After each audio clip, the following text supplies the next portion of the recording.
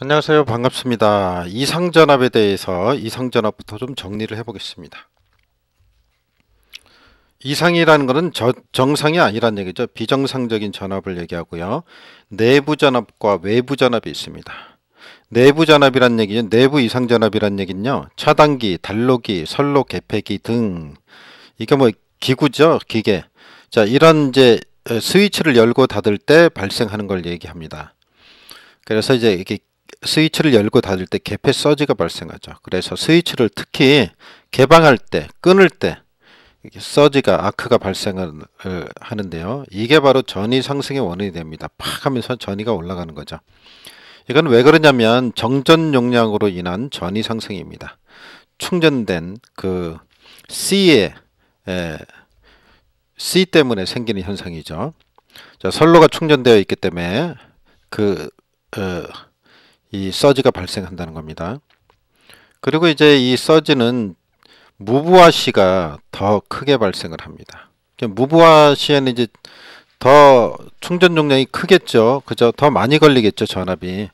그러니까 더 하겠죠. 스위치를 열 때 그래서 크게 발생을 한다는 얘기고요. 서지가 얼마나 클까 하는 거를 알아봤는데요. 서지는 보통 대지 전압의 4배에서 6배까지 생긴다고 합니다. 무부하 충전 전류를 차단할 때 서지가 크다. 방금 설명드렸고, 그래서 해결 방법으로 뭘 하냐면 저항을 답니다. CB 차단기에다가 저항을 삽입하는 거죠. 차단기 내부에 저항을 삽입한다. 이 저항을 뭐라 그러냐면 SOV라고 하고 서지 억제 저항기 또는 저항 개폐기, 개폐 저항기라고 부릅니다. 그냥 내용만 보시면 되는 내용이니까 일선 지락 사고 발생 시에 건전상의 전위가 상승하게 되죠. 이것도 또 이상전압이라고 할 수 있죠. 이걸 억제하기 위해서 우리는 어떻게 했었죠? 중성점 접지를 한다고 앞에서 배웠습니다. 자, 무부하시 이상전압 뭐가 있죠? 페란티 현상. 중간에 보면 정전 용량이 있죠. 콘덴서 때문에 대기 중에 콘덴서 때문에 전압이 올라간다. 페란티 현상이고요. 그 다음에 이거를 이제 낮춰주기 위해서 블로우 리액터를 설치한다는 거 꼭 아셔야죠. 자, 기본적인 사항이고, 중성점 잔류 전압이 있습니다. 중성점에는 원래 평행일 때는 정상 상태일 때는 전류가 안 흐른다고 앞에서 배웠죠. 대칭좌표부 할 때 배웠는데, 불평형일 경우 사고 발생 시, 불평형이란 말이 사고 발생 시고 중성점에 전압이 뜨죠. 그래서 그 전압을 EM이라고 했을 때, 자, 앞에서 이거 이제 했었죠. EM이라고 했을 때 그 전압은 어떻게 되는가? CABC, 그죠? CABC 분의 CA, CB, CBCC, 그죠? 그 다음에 같은 것끼리 A에서 B 빼고 B에서 C 빼고 C에서 A 빼고 곱하기 상전압 2 해주면 그 전압이 나오죠. 자, 이것도 앞에서 한번 얘기했었고, 그럼 이제 외부 이상전압은 어떤 게 있냐 이런 건데, 주로 뭐 번개가 친다든가 뇌운, 구름 때문에 생기는 뭐 이런 것들 있습니다. 첫 번째 유도뇌인데요. 번개, 저 구름 때문에 생기는 거, 저 뇌우라 그랬죠. 자, 번개, 뇌에 대한 얘기인데요. 외부로부터 영향을 받는다. 그게 뭐라고요? 외부 이상전압이다 이런 얘기죠. 그래서 하늘에 이제 구름이 이렇게 떠다니는데, 구름에는 플러스로 대전되기도 하고 마이너스로 대전되기도 하는데, 이 마이너스로 대전된 구름에서 보통은 먼저 이렇게 전자를 방출해서 플러스 쪽으로 내운이 발생을 하죠. 그래서 이렇게 길이 만들어지는데 그걸 전도라 그럽니다. 전도도라 그러죠. 전도는 전기가 통하는 길, 전도, 도 이렇게 되죠. 이렇게 해서 이제 서지가 발생을 하는데 이걸 유도내라 그럽니다. 유도란 얘기는 이제 직접이 아니고 뭐에서 건너뛰어서 영향을 준다는 얘기 아니에요? 유도된다는 거 아니에요? 전압이 유도된다는 얘기겠죠. 내운에 의해서. 근데 이게 이제 크기가 얼마큼 되느냐? 보통 23kV 정도 됩니다. 이 이하 압력을 가요. 23kV 이하의 압력을 가지고 있다. 전압을 가지고 있다. 근데 보통 우리나라가 송전 전압이 3, 4, 5죠. 그러니까 요거에 비하면 잽이 안 되죠. 그래서 별로 신경 쓸 필요가 없다. 이런 거죠. 송전에서는 이제 이런 3, 4, 5니까 괜찮은데 배전에서는 문제가 되죠. 우리 배전 전압은 몇 볼트예요? 22.9K죠. 그러면 23K는 더 높잖아요. 그러니까 여기는 문제가 되죠. 그래서 배전에서는 좀 대책을 세워야 되겠다. 이런 예의가 되겠습니다. 그 다음에 이제 또 뭐가 있냐면 외부 이상전압의 하나는 이거보다 유도내보다 더 강력한 직경내가 있습니다. 완전히 번개가 직접 때리는 거죠. 자, 이거는 송전에서는 직경내는 문제가 된다는 얘기죠. 직경내는 이제 내우는 문제가 안 되는데 전압이 낮아서 보통 10만 암페어 정도가 되고요. 그 전류가 10만 암페어 정도 되고 그 다음에 600kV 정도 된다고 그럽니다. 대략 이 직경내의 전압이. 그러므로 이제 우리가 쓰는 전압이 몇 볼트? 345 그죠? 154 그 다음에 765 이렇게 쓰잖아요. 근데 여기가 이제 600kV 정도가 되니까 요 두 개는 그죠? 심각하게 고민이 되겠죠. 하지만 765는 낮죠. 600K면 이 중간이니까. 그래서 765 선로 같은 경우는 이제 뭐 고민할 필요가 없는 거죠.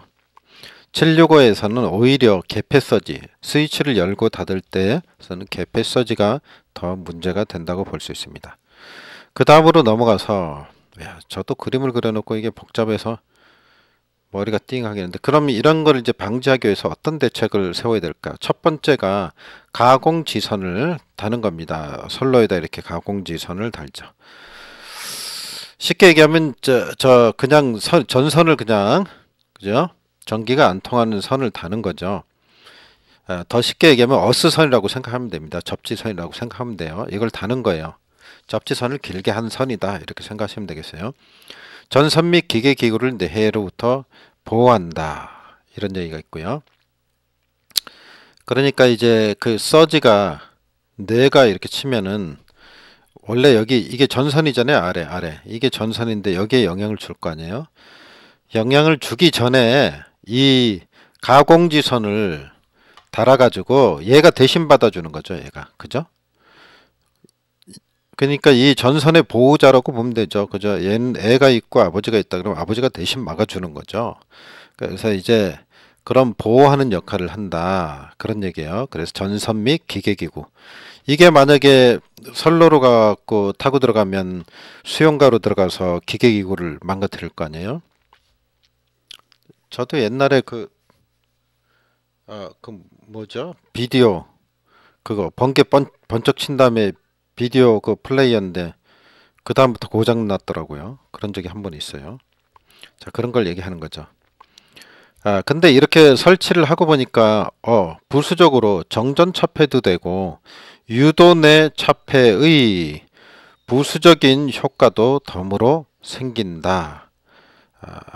또 이런 현상이 있습니다. 그 다음에 이제 이거 선 굵기는 가공지선은 고압일 경우는 4mm, 특고압일 경우는 5mm 선을 씁니다. 그 다음에 차폐각이란 말이 나오는데요. 보호각, 차폐각이라 그러는데 차폐각은 적을수록 좋다 그러는데 이게 뭐냐면 가공지선이 이렇게 있을 거 아니에요? 가공지선이 있죠.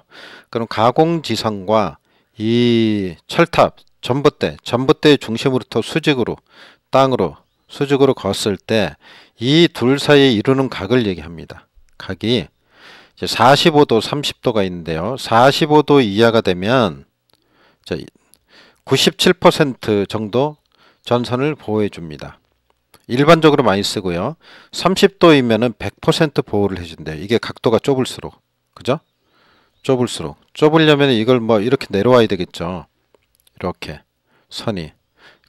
이거 이해되죠? 제가 지금 직선으로 그려서 그런데 저도 처음에 막 고민했는데 저게 왜 차폐각이 이렇게 되지 그랬는데 원래 이게 그 가공지선도 늘어질 거 아니에요. 이렇게 될 거 아니에요. 그래서 요 각도가 몇 도냐 이거 얘기하는 거죠. 그리고 이제 차폐각은 적을수록 좋겠죠. 위에서 봤지만 45도일 때보다 30도일 때가 더 많이 보호가 되니까. 그러나 각을 줄이면 전봇대를 더 올려야 돼요. 이게 처지니까. 각을 줄이면 이게 처질 거 아니에요. 이렇게. 그죠? 그러면 이제 땅에서 위험하죠. 그래서 많이 올려야죠. 안전상. 전봇대를 올리려면 돈이 많이 들잖아요. 그 얘기를 하는 거예요. 그래서 일반적으로는 45도를 많이 쓴다. 그 다음으로 가보겠습니다. 사실은 제가 여기 설명을 하려고 제가 여기 이거 필기하고 여기 필기하고 난 다음에 또 이제 공부하면서 추가적인 거 타이핑하고 이거 시간 많이 걸려요. 진짜 많이 걸리더라고요. 그러면서 공부하는 거죠 뭐. 자, 매설지선을 보겠습니다. 이제 전봇대가 이렇게 있고요. 전봇대 아래는 이렇게 전봇대를 지지하는 면이 있죠. 근데 산이나 이런 데 가서 송전탑 보셨겠지만 보시면은 귀퉁이에 보면 콘크리트로 이렇게 사각 블록으로 돼 있어요. 사각 블록으로 돼 있고 그 위에 철탑을 이렇게 올리죠. 그죠? 이렇게 올리게 되죠. 이쪽에도. 그래서 이제 철탑을 만드는 거 아니에요? 만드는데 요걸 이제 탑각이라 그래요. 철탑 모서리를 탑각을 통해 이제 만약에 번개가 치면은 그 탑각을 통해서 이렇게 전류가 방출이 돼야 되는데 이게 사실 보면 콘크리트 네모난 조각이 이렇게 돼 있고 이 위에 이제 철재를 올리는 거 아니에요? 나사를 봐갖고 이렇게 그죠? 나사를 봐갖고 앵글처럼 생긴 거 이런 걸 이제 올리잖아요. 올리다 보니까 그 번개가 치면 여기 철을 타고 내려오다가 여기서 이게 이제 부도체죠. 이게 콘크리트니까. 그 전기가 못 통할 거 아니에요. 그래서 여기다가 매설지선을 설치를 해요. 그 지선을 달아요. 여기다 전기선을 여기다 해가지고 이렇게 갖고 땅에다가 이제 하는 거죠. 이게 만약에 없으면 어떻게 되냐면 뇌가 타고 내려오다가 전봇대에서 타고 내려오다가 갈 데가 없네 하고 다시 돌아서 올라가고 전선을 타고 진행을 해요. 이걸 역섬락이라 그래요. 역섬락. 이러면 이제 기계기구 이런 거 이제 끝장나는 거죠. 그래서 이렇게 한다는 얘기고요. 그래서 이제 여기서 탑각 바닥에 콘크리트 때문에 대지로 전류가 흘러 들어갈 수 없다. 그래서 탑각의 접지 저항을 낮추어야 된다. 그죠? 그래서 매설지선을 낮춘다기보다도 전선으로 연결한다 이러면 되는데 어려운 말을 참 쓰는지. 자, 그래서 매설지선을 설치한다. 그래서 매설지선은 꼭 알아둬야 돼요. 이번에도 시험에 나온 것 같은데 보니까 그죠? 그래서 탑각의 접지 저항을 저감을 한다. 그래서 어떻게 하냐면요. 매설지선을 하는데 매설지선은 어떻게 되냐. 사이즈가 어떻게 되느냐 이런 얘기인데 보통 7가닥에 2.6mm 선을 7가닥 꼬아서 만들고요. 아연 도금으로 된 철선을 쓰고요. 30에서 50cm 깊이로 묻습니다. 요거를 엽섬락을 방지한다. 아까 얘기했죠? 그죠? 다시 돌아가지 못하게 떨어진 번개를. 그 다음에 애자련을 보호한다. 그죠? 땅으로 전류를 빼주니까 위에 전봇대 애자의 큰 전압이 안 걸리고 줄어들 거 아니에요? 자, 그 얘기 했고 이제 애자 보호했으니까 우리 전에 한 거 아킹혼, 소호환, 소각, 각이라든지 혼이라든지 환이라든지 그러니까 전압 분배를 균등하게 해서 애자련을 보호한다 그랬죠. 자, 그리고 초호, 환, 각 이런 게 있었고요. 그 다음에 이제 매설지선의 시공을 보겠습니다. 매설지선 요거 이제 바닥을 더 본 거죠. 이제 이걸 시공하는 걸 포설한다 그러고요. 깐다, 설치한다 이런 뜻이고요. 별로 안 중요하고 분포접지가 있습니다. 분포접지는 이렇게 사방에다가 다는 거예요. 전부 다 네 개를 다는 거예요. 네 개의 귀퉁이가 있으면 여기다 다 다는 거죠. 그래서 분포접지는 방사형으로 퍼지는 거죠. 사방으로. 일반적인 방식입니다. 이게 대지 저항을 낮추는데 효과적이다. 당연히 선을 여러 개 갖다가 접지를 하면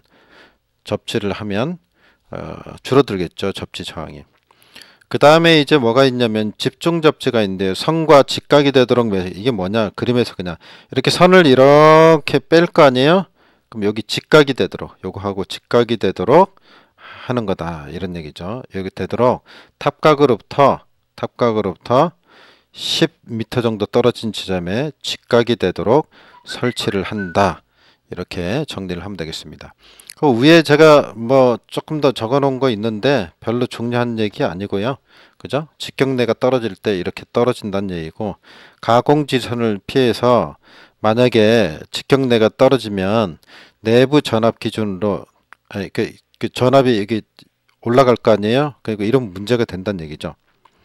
그리고 이제 애자가 나오는데 그 애자 개수는 내부 전압을 기준으로 애자 개수를 결정한다 그랬죠. 그리고 여기 한두 개 더 한다. 분량을 고려해서. 그래서 이런 얘기 있었고, 뭐 그 섬락 현상은 이제 공기 절연이 깨지는 현상이다. 뭐 이런 얘기 있어요. 역섬락 이거 좀 잘 알아야 되겠습니다. 매설지선, 그죠? 역섬락 잘 알아두시기 바랍니다. 그 다음으로 내려가서 이런 뇌의 파형을 보겠습니다. 뇌의 파형은 이게 순식간에 이루어지는 거기 때문에 시간을, 이 횡축을 보면 시간을 마이크로세크로 돼 있죠. 이렇게 돼 있고, 번개가 이제 치게 되면은 순식간에 이렇게 쫙 올라갔다가 또 순식간에 쫙 빠지게 되죠. 빠지게 되는데, 여기서는 우리가 이제 왼쪽에다 이제 전류를 표시를 해놨죠. 이제 전류가 10%, 50% 흘렀을 때, 90% 흘렸을 때, 그 다음에 이제 여기가 100%가 되겠죠. 그래서 이제 90%가 바로 포화점, 꺾이는 지점이 되고요. 이제 50% 지점이 방전이 끝난 지점이라고 보시면 되겠습니다. 그랬을 때 여기 이제 10% 자리 있죠? 10% 위치, 여기 10% 위치. 여기 이 지점을 귀약 원점이라 그럽니다. 출발점이 10%부터 출발점으로 보는 겁니다. 그리고 이제 여기서 90% 지점을 90% 아니죠. 100% 지점하고 이렇게 선을 내렸을 때 이게 10% 지점이 여기죠. 여기 10% 지점이 여기죠. 여기고 100%가 여기니까 요 차이를 가지고 뭐라 그러냐면 파두장이라 그럽니다. 이제 머리라는 얘기죠. 머리. 그죠? 이 파에, 뇌의 파에 머리에 해당된다. 앞부분에 해당된다는 얘기고, 그 다음에 여기 뒤쪽으로 보면 50% 자리에 이렇게 걷을 때 여기 부분에서 여기 부분 요 사이를 이제 파미장이라 그럽니다. 꼬리란 얘기죠. 이제 뭐 뒷부분이다 이렇게 한다는 거.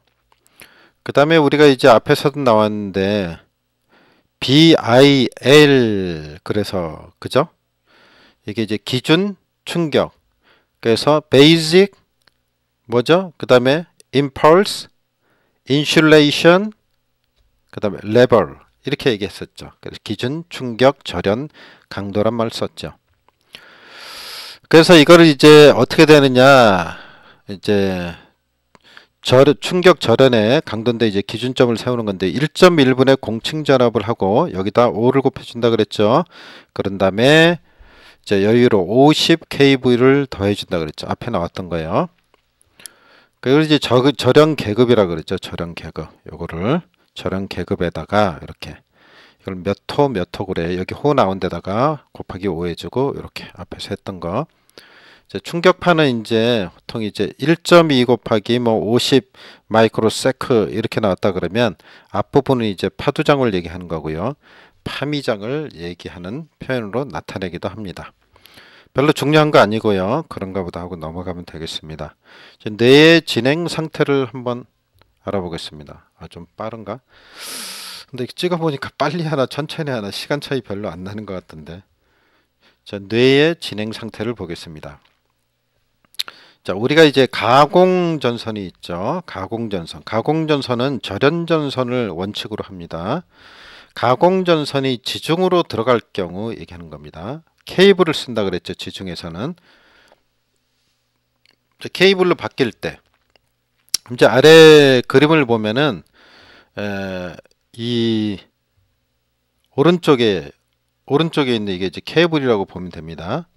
이쪽이 케이블이고, 이 절연전선이 가지고 있는 임피던스가 있죠. 절연전선이 이렇게 진행을 하다가 절연전선이 가다가 쉽게 얘기하면 이제 땅속으로 들어가요. 그럼 케이블로 바뀌죠. 그럼 요 바뀌는 지점, 요 부분을 우리는 변곡점이라 그럽니다. 변곡점. 그래서 여기가 임피던스가 달라지는 거예요. 절연전선하고 케이블은 다르잖아요. 임피던스가. 종류가 다른 케이블이니까. 종류가 같으면은 뭐 문제가 안 되겠지만 이런 경우는 이제 어떤 현상이 발생을 하냐면 전압이 이제 E1이라 그랬을 때 직경내가 이제 찼다 이거예요. 이제 번개가 쳤어요. 강력한 번개가 치면은 전류가 흘러갈 거 아니에요. 이걸 입사파라 그럽니다. 입사파. 그래갖고 흘러 들어가다가 E1이라는 전압이 있겠죠. 그다음에 이 선이 가지고 있는 임피던스가 있겠죠. 그럼 거기에 흐르는 전류를 I1이라 그러고 Z1의 임피던스가 있고 전압이 E1이라 그럴 때 이게 가다가 변곡점에 오면은 일부는 여기를 통과하지 못하고요. 다시 돌아갑니다. 다시 돌아가요. 그러면 여기서 임피던스는 같은 선으로 돌아가는 거예요. 이게 딴 선으로 돌아가는 게 아니고 이 같은 선으로 일로 돌아간다. 여기까지 왔다가 또 이렇게 간다고요. 이렇게. 이해되시죠? 제가 이제 설명하기 위해서 그려놓은 거고요. 그러면 이제 임피던스가 Z1하고 같겠죠. 그 전압을 E2라 그러고 여기에 흐르는 전류를 I2라고 하겠습니다. 같은 선으로 빠져나간다. 왜 그러냐? 변곡점 때문에 일부는 되돌아가게 된다. 이런 얘기가 되겠습니다. 그러면은 일부는 되돌아가고 이제 일부는 또 이 안으로 진행을 해서 전류가 흐르겠죠. 그때 전압을 E3 전류를 I3 전류라 그러고 임피던스를 Z2라 하겠습니다. 그 관계에 대해서 한번 이제 우리가 알아보는 겁니다. 그래서 들어오는 쪽은 E1, Z1, 돌아가는 건 Z2죠? 그죠? 전류는 다르겠죠? 임피던스만 같죠? 똑같은 거예요. 1, 돌아갑니다. 2, 통과해서 갑니다. 3, 그죠? 이렇게 보시면 되겠어요. 자, 그래서 요거에 대해서 이제 우리가 알아보면 E2의 전압은 어떻게 되냐면요. 조금 더 자세하게 알아보면 이거 보이는 게 좋을까요? 자, 이렇게 보죠. 그러면 E2는 어떻게 되냐면 E2는 이제 반사파의 크기를 얘기하는데요. Z2 플러스 Z1분의 Z2 마이너스 Z1 곱하기 E1 이렇게 됩니다. 이건 뭐 연구하는 사람들이 이렇게 만들어 놓으니까 그런가 보다 하고 생각하면 되겠죠. 여기서 이제 그 반사파인데 반사파의 크기인데 E2니까요. 요걸 얘기하는 거죠. 여기. 요 크기를 얘기하는 건데 이런 식으로 계산이 된다는 거예요. 근데 이 반사파를 없애고 싶어요. 없애고 싶으면 어떻게 해요? 공식에서 위에가 분자가 제로가 되면 되겠죠. 그러니까 이 Z2하고 Z1이 같게 만들면 되겠죠. 그래서 이 사실은 알고 계셔야 되겠습니다. 그래서 Z1과 2가 같이 되면 반사파를 없앨 수 있다. 그런 내용. 자, 반사파의 크기는 Z1, 2의 임피던스 크기가 다르므로 변곡점에서 일부 되돌아가게 된다. 그죠? 없애려면 같게 해야 되겠지만 사인이 그냥 두면 원래 변곡점에서 다르기 때문에 돌아갈 수밖에 없겠죠. 그게 일반적인 현상이라고 봐야 되죠. 케이블을 뚫고 지나가는 투과판은 어떻게 되는가? E3는 이건 이제 Z2 플러스 Z1분의 2의 Z2가 되고요. E1 이런 식으로 계산한다고 합니다. 이건 별로 중요한 것 같지가 않고 그래서 여기서 좀 체크해야 될 거는 이제 뭐 반사파가 있다. 뭐 이런 내용하고 변곡점이 뭐냐 등등하고 자 그런 정도 알아두면 좋겠습니다. 자 이거를 이제 조금 더 들어가서 이제 알아보는 게 나오는데요. 여기 별로 안 중요합니다. 안 중요해요. 앞에 내용을 정리해 보면은 정리하실 분들 한번 보고요. 관심 있으신 분들은 E3는 E1 플러스 E2가 됩니다. 아까 그림에서 기억나시죠? E3는 케이블에 흐르는 거고 그죠? E1은 처음에 출발한 거 입력이고 요건 돌아가는 거죠. 돌아가는 거였죠. 자 그래서 이렇게 됩니다. 이렇게 되고요. 그 다음에 이제 I1은 이제 I2 플러스 I3가 되고요. 자, I2는 I1에서 I3를 빼면 되겠죠. 근데 식을 변형한 거니까. 그래서 이제 I1은 이렇게 되고요. I2는 이렇게 되고 I3는 이렇게 됩니다. 자, 한번 살펴보시면 돼요. 자, 식을 여기서 이제 유도해 놓으면 그렇게 된다는 거죠. 그래서 E3는 이제 E1 플러스 E2라 그랬죠. 위에서 얘기했잖아요. 방금 여기. 그러니까 E1 플러스 E2다. 근데 여기서 E2가 I2 곱하기 Z1이죠. I2 곱하기 Z1. 임피던스에다 전류를 곱하면 되는 거 아니에요? 그죠? 그래서 이 자리에다 집어넣어요. 여기다 집어넣어서 식을 변형시키면 E1 플러스 I1 플러스 I3네. 그 다음에 Z1 이렇게 되고요. 요걸 요거로 변화시킨 거예요. 자, 그리고 이제 계산을 하면 이렇게 나오고요. E1은 이렇게 나오고요. 식을 보세요. 일일이 좀 설명하긴 그렇고 E3는 E1은 E2 뭐 이렇게 하고 그죠? 이항을 하면 이렇게 나와서 E1 이렇게 E3가 이렇게 나오고 아래쪽에 또 대입을 해서 하면은 그죠? E3는 이런 식을 거쳐서 그죠? 이제 통분해주고 이제 번분수를 풀면 짝짝짝 해서 결론은 이런 식이 나온다 이런 얘기입니다. 그런가 보다 하고 이제 뭐 더 연구하실 분들은 여기를 찍어서 그죠? 한번 앞에하고 비교해 보세요. 여기하고 캡처하시면 되겠죠? 이 부분이니까 여기를 캡처 하나 둘 셋 해서 한번 비교해 보시기 바랍니다. 그런 결과가 나온다는 겁니다. 그래서 여기서 이제 E2도 이런 식으로 이제 구해 볼 수 있고 E3 구한 식으로 구해서 우리가 값을 구해 볼 수 있다. 그래서 입증을 해 볼 수 있다 이런 얘기죠. 별로 안 중요한 얘기고 연구하실 분들은 연구해 보셔야 되겠지만 자 여기까지 해서 그 이상전압 뭐 직경내 내운 이런 것 등등에 대해서 정리를 해봤습니다. 수고하셨습니다. 좀 쉬고 또 공부하죠.